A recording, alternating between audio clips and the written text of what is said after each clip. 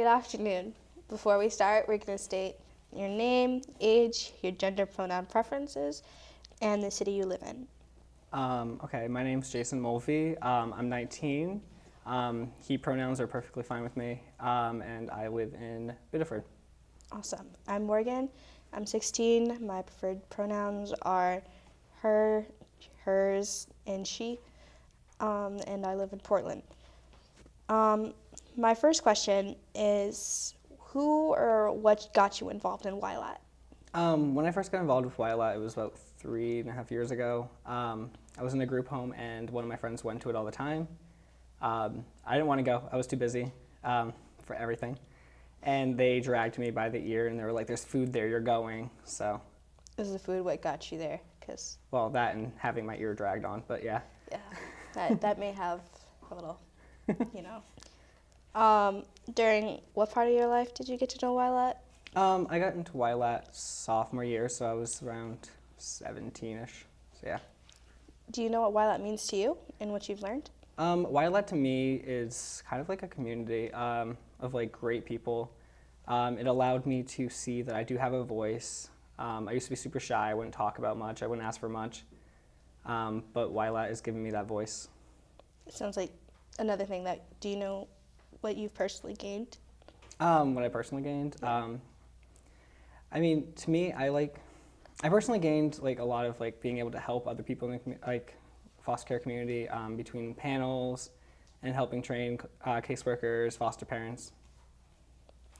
What does it mean to you to take your difficult life experiences and successes and use them as your role as a YLAT leader to change things for the better? I use a lot of my experiences as just being able to tell people what is wrong and what's right about the foster care system. There's a lot of things that have to change and things that don't. And some people don't know about it, but panels, I love doing them. Stressful, but it's great. It's a great way to get your experiences out there and help teach. Yeah. Do you know what happens in YLAT that makes you feel like you belong?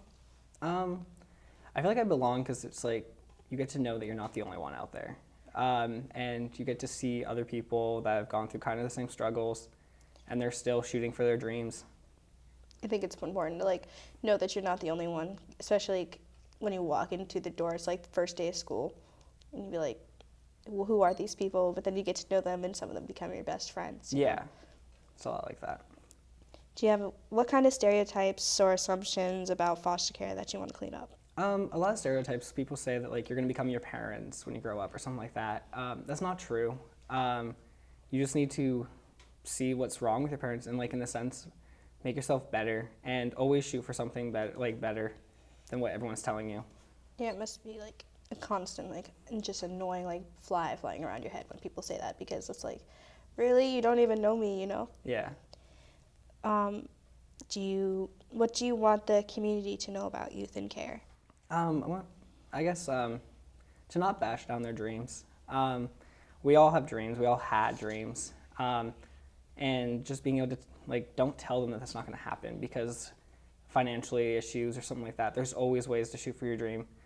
I mean, even if you shoot for the moon, you're going to hit some star eventually. Yeah, I think it's important not to say, like, oh, you can't do this, but I think, like, it's also could be a good push to be like, oh, yeah, watch me, I'm going to do this. And then it's just going to prove them wrong, you know? Yeah, that was most of my life. Do you know how adults can support youth involved in YLAT? Adults, I guess, can help by, like, making it more known. Like, I didn't know until I was, like, a sophomore. And that was after a failed adoption and stuff like that. I never heard about it. And, I mean, I wasn't adopted until I was around 15. So, I mean, I had the option. And, like, just making it more known, have caseworkers say, like, hey, this is what goes on. Is there something that you're proud of? I'm really proud of graduating as well as getting the Brad Levesque Award. That was really cool. You graduated recently, right? Yes. Congratulations Thank on you. that. Do you have any final advice? Not really. I mean, not much that I've already said. Like, just don't give up. Always go for what you want. Even if it doesn't seem that big, it is. It means everything to you, even though you may not realize it. It's important to keep a hold on something that you really want, you know. Well, that's all the questions we have today. Thank you for coming today. Thank you.